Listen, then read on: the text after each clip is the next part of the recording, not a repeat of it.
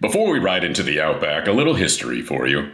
Back in 1893, a young poet named Banjo Paterson stood up in a Sydney hotel and recited a poem about his own polo club.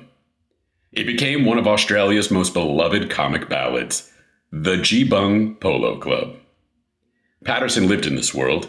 He played polo himself, out where the ponies were rough and the riders were rougher. I'm Mark Franzen, and this is Mark Franzen Voiceover. Real narration, no AI voices, no shortcuts.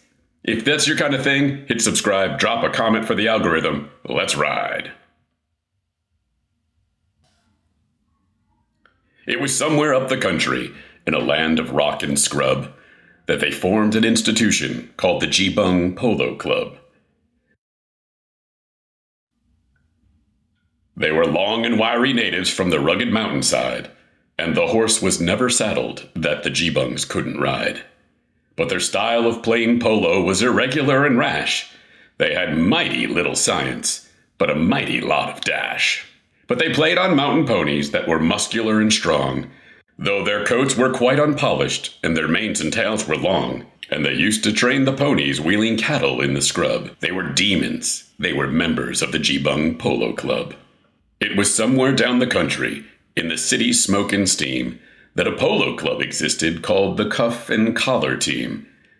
As a social institution, 'twas a marvelous success, for the members were distinguished by exclusiveness in dress.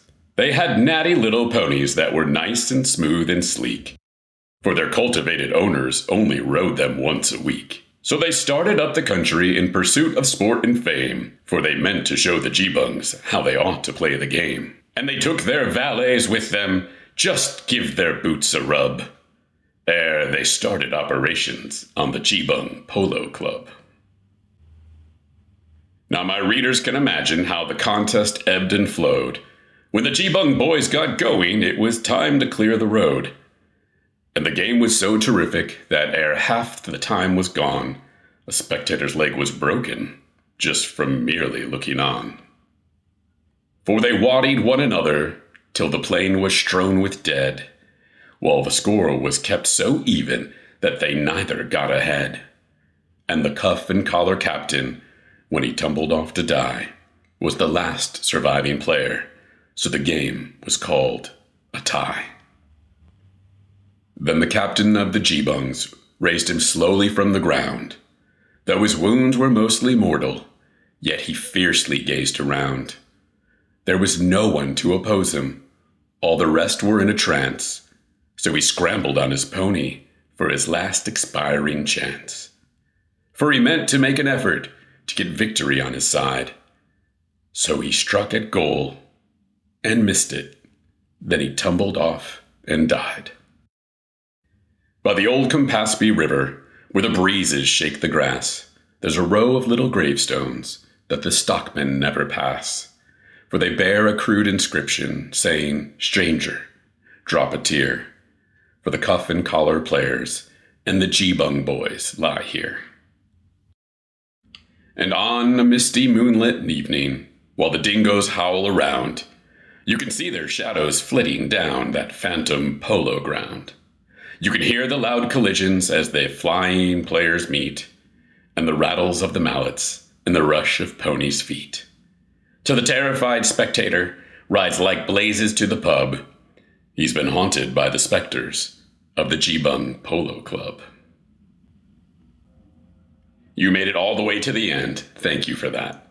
Whether you listened for lit class or just for fun, I appreciate you.